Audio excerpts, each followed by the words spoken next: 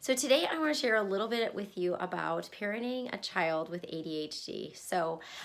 This is something that I am personally going through in my life, and some tips and tricks on how to really help your little person, mine happens to be a little guy, really, just live into who they are. So when I was younger and my son was a little toddler, I hadn't really explored what ADHD was and what that would look like as parenting a child with ADHD.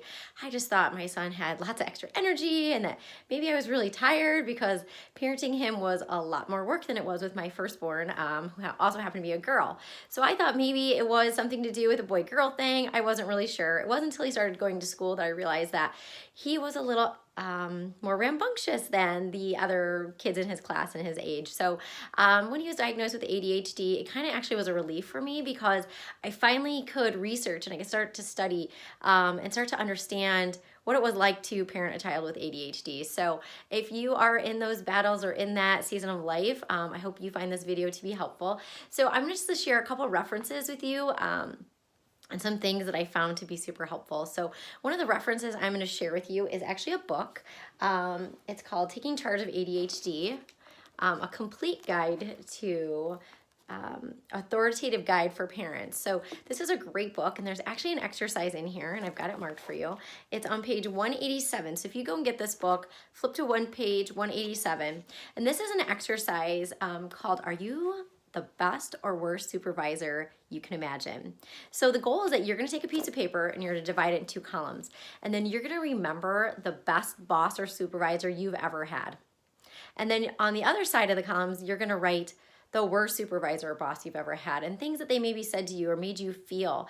And what you're going to find throughout this exercise, that you're going to be writing down things like too bossy, over controlling, blames me, dishonest, just hot tempered, things that, you really don't like.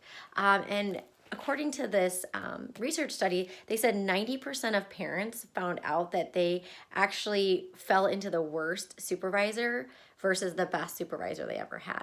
So obviously parenting a child with ADHD starts with us, the parents, right?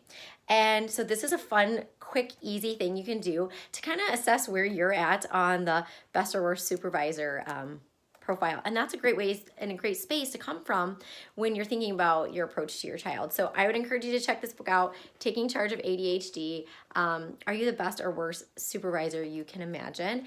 And take that little quiz and do that for yourself. So I would start there. That's a great place to start.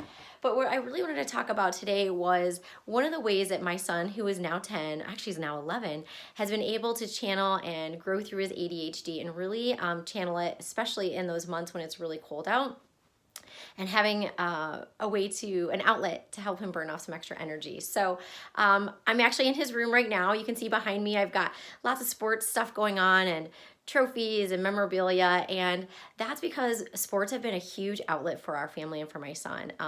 This winter, there's a couple days when he had no organized sports going on, and he was jumping off the couch. He was a lot more argumentative. He was just had all this extra energy that he needed to really channel and get out.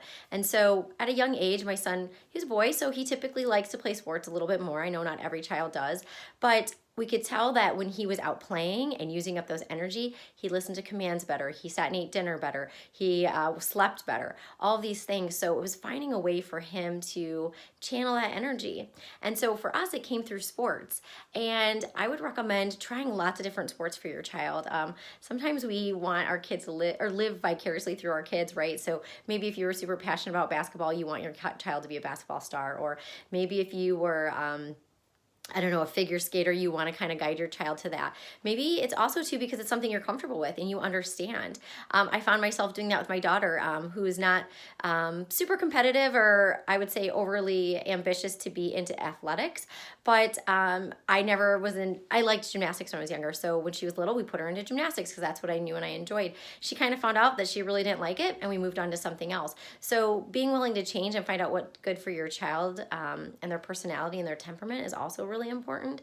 So if you have a child that's a little more laid back and chill, they're probably not going to be a lacrosse star because they're not going to want to be running up and down the field. Okay. Or if you have a child that's like mine, who really needs to be burning off lots of energy and has lots of giddy up, lacrosse is a great sport. He's actually really enjoying wrestling. He loves playing football. Baseball didn't really work out so well for us, right? Because it didn't keep his attention long enough, especially at the younger ages. So finding a sport that works really well for your child and really helps them pursue their passions, and kind of team sport versus personal sports. Sometimes team sports are great because they get to learn how to interact with other children. They learn how to take turns being in and out. And then sometimes maybe a personal sport's better for your child because they are always in the moment. They're always the one that's responsible. Maybe it's running track or swimming individually or wrestling, okay? All of them can have their advantages, and just kind of finding out what works best for you and for your child. But I would encourage you to find some sports to put them in. It doesn't have to be super competitive. You don't have to sign up for their traveling team. Just find something for them to use that creative extra energy to help them settle down, and they'll even sleep so much better. So I had one other point I wanted to talk to you guys about today, and that was really about chores too. So one of the things that we've learned with parenting our son is that he is really good if he has a task that he can work for a reward. And chores are a great way to burn off extra energy too. So vacuuming, dusting, finding laundry, sorting laundry, things that are keeping his brain occupied, but also his body occupied. And shutting off the TV and shutting off those games and video systems and kind of getting those just even out of the realm for the reward is really important too. So maybe the reward for your child is you go out and you throw the ball with them for a little bit, or maybe you sit down and play a board game. But avoiding electronics with children with ADHD is really, really important, especially before bedtime, because it just gets them all hyped up and kind of back in the up in energy mode. And as a young parent, I didn't really know any better. I didn't have any guides or anybody telling me, you know, how do I parent this child that I felt was just extra naughty? When he's not naughty, he was just needed a way to channel his energy. So I hope that helps you out. And the last one to leave you with is another book that I love. It's called Winning Changes Everything. So even if you don't have a child with ADHD, this is a phenomenal book, and it talks about how our efforts equal success. And if you're a little older, you might recognize Scott Hamilton.